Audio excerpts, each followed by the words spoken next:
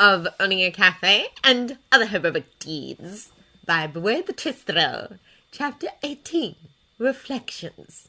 The next week flew by with its usual span of hijinks and happy customers, both Baku Squad, as Denki had dubbed himself, Ijiro Akatsuki related and otherwise, Tomura being officially adopted as another Nissan. The look on the Tate's face when Isuku had bounded over to him, praised his look, and begged to learn about his quirk and priceless. What? Tomini! Watch out for that necromancer! Hitoshi's extra credit report had earned him not only an A+, but a place on the field trip to Tokyo too. Both the child and his mother had asked him to frame it and display it on the wall next to his contacts and connections board. He had not felt fearful at all. No, that would have been illogical. He couldn't deny the pride he'd felt, though. It's necromancer, Otachan. Tsuyu was becoming confident in herself and more accepting of her frog-based mutations. She no longer tried to hide her tongue or force her body into what she'd once tearfully explained to him, normal posture.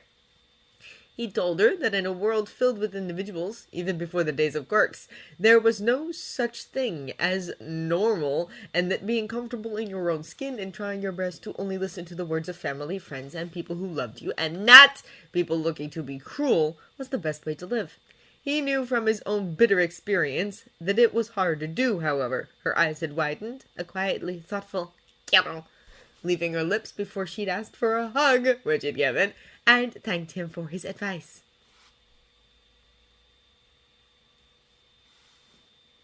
The embrace she'd been wrapped in by the other children that afternoon was a beautiful thing to see. Even Katsuki had patted her shoulder. Anyone who picks on you for what you look like is clearly missing brain cells. Just smack them with your tongue or tell me who they are and I'll punch them for you. He'd had to nix the violence, but he'd praised the sentiment behind it. I knew I'd get it wrong. Sorry. I don't mean to distract you guys. Denki and Ijiro were starting to make real progress in their studies too. Now, at 1800, Dobby had kindly offered to man the service bar exclusively, whilst he sat with them in the study area and tutored them. He'd grown so much faster at taking and making orders. He'd asked to have some cooking lessons on Sundays as well, which he'd heavily supplied.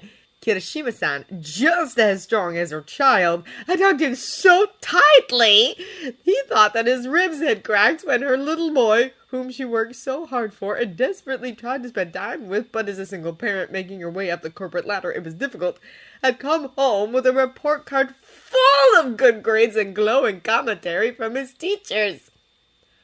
Kaminari-san had equally encroached upon his personal space, a lovely face flooded with tears, while she demanded that he shut up and take this 5,000 yen gift card, as the boy's father, the spit of him, only older and with a goatee, had shed his own tears and begged that he keep up the good work, you know. Yeah, it was the kids surely who deserved the praise, wasn't it? They were the ones taking his advice and suggestions to heart and applying them after all. You're not a distraction. You got good eyes, kid. What's a quarter for us while we clear up these archmagey scumbags, alright? Isuku, too, was flourishing. He'd even started joining him for his early morning runs, his little man determined to become just as strong as you, Aizawa-san, as he tried to keep up and pouted at him. It was irrationally adorable when he slowed down to accommodate those little legs of his. Oh, you mean it? Wow! I'll get watch, don't you worry, Domini! Katsuki was similarly making great progress both physically and mentally. In the quiet of one afternoon, when the other kids were designing hero costumes together, he'd approached him and asked if he could join the morning runs too. He and Isuku, although things weren't perfect since the blonde would still snap ever so often. Ugh, come on, keep up! You don't need a quirk to run fast. That's it! Get mad and chase me, Deku! Had reached a kind of understanding.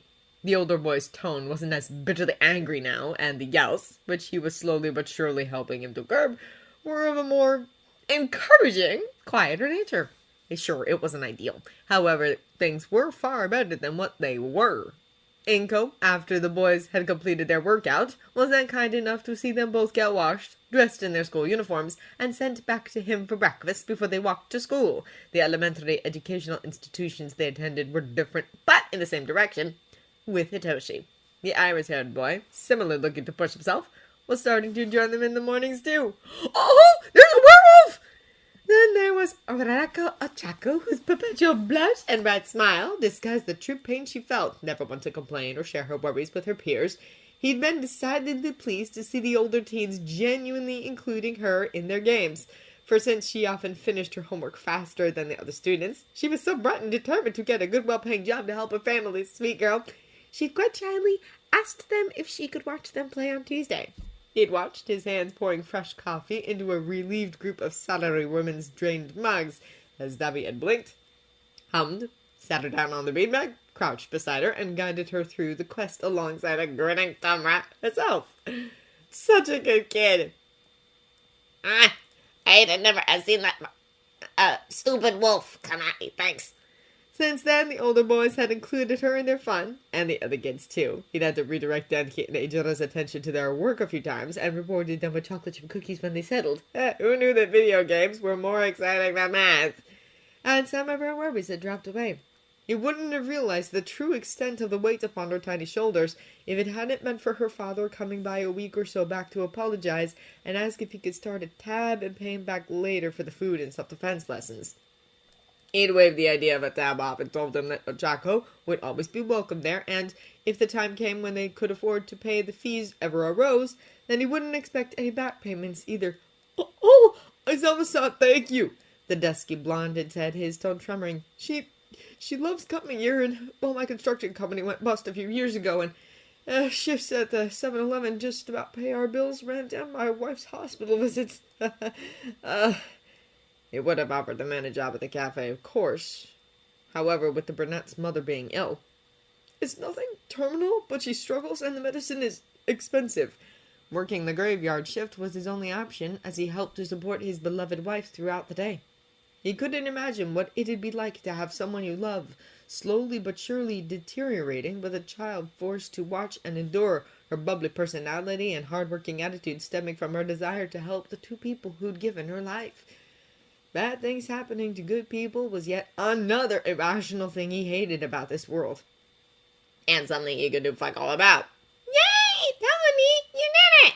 Grinning, his hands swiftly and effectively wiping down the last table, he then grabbed the tray of dirty dishes that'd need washing and made his way back to the service area. As Friday evening bled into Friday night, he'd have to start thinking about All Might's birthday order for next week and how best to cool down the marquee now that June's heat was mounting. All in all, there were worse things to have to worry about. Saturdays, and he couldn't believe that he was pleased by this, were so much calmer than weekdays. Not that they weren't busy, but the morning rush was more sedate, lunchtimes more popular, and evenings a gentle thrum of weekday customers mixed in with their friends, family, and some university students in need of a de-stress. God, he couldn't believe that after 6, going on for 7 weeks of training, he'd exceeded even his most outlandish profit forecasts, and even better, people weren't just rushing in and rushing out. No, the community he'd hoped to see was very definitely taking shape. Similarly, the residents of the apartment block seemed a little less gray, a little less dejected. Mimi-chan and the girls had even started to add flowers, herbs, and vegetables to the previously empty cigarette butt filled large industrial cement planters that dotted the complex's courtyards. Damn, but it felt good to see so much positive change in such a short amount of time. What? You're going to Tokyo Summerland? Wow! It was approaching 1200, and Mitsuki, along with Eizawa and Denki's mothers, had brought their sons to the cafe for lunch. All of the children, except Oako and Tsuyu, who lived a little further away and were needed to help at home, they'd be back here on Sunday for the self-defense lessons, though, were similarly there to eat. Then, if the squeals were anything to go by, they'd all be heading off to spend the hot afternoon at the amusement park. I'm gonna ride the water slides until I grow gills! Together. Poor Isuku and Hitoshi, regardless of their cheers for the preening, clearly ecstatic boys, wouldn't get to enjoy such a thing. Even if they could afford the, in his eyes, ridiculous price, their mothers wouldn't be able to take them. Inko was working more Saturdays these days. There were redundancies plaguing the office she worked in. She had little choice but to show her willingness to keep her job, and Shinso Kimiko, of course, was either too busy or too tired. Dobby, He said his employee, sans Tomra, he'd be coming by later on in the afternoon. Looking to him from where he was stood beside him behind the service bar, the air blessedly wafting over them as they cleaned mugs. Yeah? Do you mind holding the fort while I make some calls? Mine, he says. The teen chuckled. It's what you pay me for, isn't it? He grinned whilst giving him a playful shove. Take your time, eh? While you're doing that, why not do something crazy, like sitting down and having a drink? Or don't robots need to do that? Snickering and rubbing through the other's hair before he went, Shouta shoved the fire door open and stepped into his equally air-conditioned kitchen, his cell phone in hands. God, he couldn't be doing without it if the summer heat kept building. He had a feeling that just selling ice cream wouldn't pay the bills, so he needed to keep baking. Moshi, go Haku-san speaking. Go Oako-san. He breathed into the receiver, the other's fish-featured countenance coming to mind as he started to make notes on one of his notepads because tablets were an unnecessary expense. This is Aizawa. Aizawa-kun, hello! The man, a city planner of all things, and someone who had his fingers in a lot of musutafu pies due to his years of experience. He'd downsized and gone part-time after the death of his wife, poor man. How can I help you? I was hoping to get some advice, if you have a few minutes to talk. Of course I have a few minutes for you, my friend, the older man juggled. So, what do you need? Standing in one of the quieter malls, not that he particularly minded, he'd been on his way to the Noroneko anyway, so Dobby texting to meet him here wasn't such a big deal.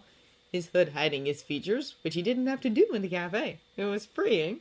As he stood by a closed-down shop, Tomura hummed to the ambient music echoing around the large structure. He didn't usually come to discount outlets, but looking around, he was quite pleased that he had.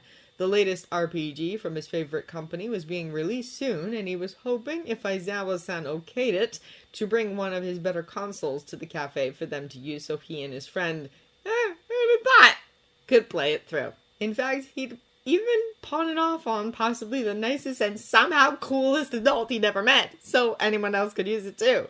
For what did it matter if it broke? He could buy more, especially since the dark-haired man kept rejecting the tips he tried to give. The flame quirk user was right. The whelming idiot should be charging double the prices for his admittedly amazing food. To think that there were still actual good people in this lousy world. The existence of Aizawa and what he was trying to do, it was making him question, to some extent, his resolve. Since it would be furious if he ever found out, wouldn't he? Maybe he should start being more careful about the route he took to the cafe. Hey. Blinking out of his thoughts, Toma felt his lips pull into a smile despite himself as he watched Dobby make his approach. He was similarly wearing a hood attached to a long, lightweight coat that had many admiring eyes following him. It's a smug break knew exactly what he was doing, didn't he? We're not on a date or something, are we? He joked, a flash of teeth following his words, because Snoggy Panther was a Must by now. even if a little part of him, a stupid part of it, may have been hoping for a little more. Dobby's stupid. The flame quirk user huffed as he stood before him. Yeah, he knew it was a stupid thing to say. Thank you. His right brow cocking. When we go on a date, it'll be somewhere better than this. He furthered breezily. He smirked shitting. Wait, What? Careful. he tried to chuckle. Shit, he was blushing, wasn't he? I'll start thinking that you're serious. I am being serious. The taller man returned with a light shrug, his own chuckle leaving him as he rubbed the back of his neck a little sheepishly. It'd be irrational not to be, right? That's... He tried, his brows reaching for his hairline. You're fucking with me, right? Yeah, well, if you say so. The other mused. But, I get it, let's talk about it later, alright? He furthered a little awkwardly, both of them now sporting red across their cheeks. We got a job to do. A job? Tomra breathed whilst trying to shake off the weird tightening in his chest. Well, we gotta wrap the place because Cat Dad has finally gone bankrupt or something. He tried because he needed a distraction. He needed to think. Fuck! Dobby liked him. Liked him? Shit. It wasn't possible. Was it? Nothing as fun or entertaining, I'm afraid. The turquoise-eyed teen grinned, his head inclining them towards the mall proper. We got some shit to buy. He revealed it through a smile, pulling his lips. And you're not gonna believe it until I show you.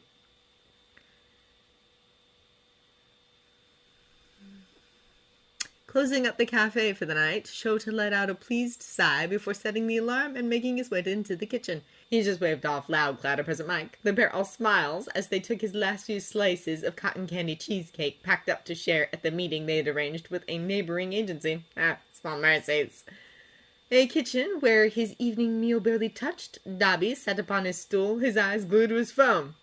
You okay? He asked, his hands unknotting the apron wrapped around his waist before he walked to throw it into the washing machine along with his cap. Sighing, the scarred teen shrugged a little.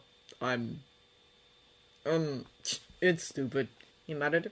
Blinking, the older man leaned his hip against the workbench, his right brow cocked. It can't be stupid if it's something important to you, he said. Can I help? The younger tried, their eyes locking. I think I like Tomura. He's funny, and he gets me, and we're both, well, he breathed, a bitter little laugh leaving him. So not only am I gay, but I'm a disaster. He upped. I mean, look at me. And then there's his quirk and how he feels about touching things and touching people and then being punched, and I did something stupid today, and now, he probably won't come back to the... Whoa. His employer cut in, a fatherly hand tentatively cupping his shoulder. Slow down and take a breath, alright? He pushed, a worried frown marring his lips. He noticed, of course, how the pair had been a little sheepish around each other when they'd come back from the errand he'd asked his employee, and by extension the teen he'd developed such a close bond with over the past 3 weeks of online and offline contact, to run. Their conversation had seemed a little off, their eyes finding anything else to look at. Now listen, he said gently. I'm not the best person to give advice in this area, he admitted lightly. One of the only people I'd call a friend back in high school told me I was terminally single because I didn't notice flirting or accept advances, whatever that means. He chuckled. And in all honesty, I've usually been too busy to think about establishing something as time-consuming as a romance with anyone, he mused. But I think I'm pretty good at reading people, he reasoned. And based on how much the pair of you have been smiling lately, I don't think that you've got anything to worry about. What? People call me oblivious. He grinned his lips, pulling into a smile when the teen laughed and moved his own hand to squeeze the one he placed on the teen's shoulder. That's because you totally are, he snickered. I can probably count at least 10 people who are pining after you, Sho. He added, his mood brightening. Good! That's an irrational estimation, he countered with a deadpan he was trying to maintain regardless of the smile trying to steal his face. But getting back to the matter at hand, he said. I genuinely think you're overthinking this, he advised. When he left tonight, he said, and I quote, "I'll see you tomorrow, cat dad." So to me, that means that he's at least coming by to make a fuss of Isuku and the others, if nothing else, he reminded. But if you're that worried, talk to it tomorrow, he said. You'll have the cafe to yourselves, and on the odd chance I'm wrong and he does reject your feelings, I'll cup his face with 2 slices of bread and call him an idiot sandwich. You're what? Dobby laughed, his head shaking in disbelief. Or since it's so hot these days, I could be merciful and turn him into an idiot Sunday, I suppose, he stated, his arms folding in finality whilst the younger man tittered. Like it or not, you're family now, kid, he told him, their eyes locking. I know what messes with my family, alright? Sucking in a breath, his body standing, Dobby wrapped him in a hug that he happily reciprocated. And you'd really do that for me too, wouldn't you, you crazy not-so-old guy? In a heartbeat, he returned as they pulled away from each other. However, I think it's more likely that I'll be giving you away at your wedding and making him my officially unofficial son-in-law. You're... what? We can hold the reception here, of course, he furthered, his tone completely serious, whilst the teen dissolved into peals of laughter. It's only practical, after all, isn't it?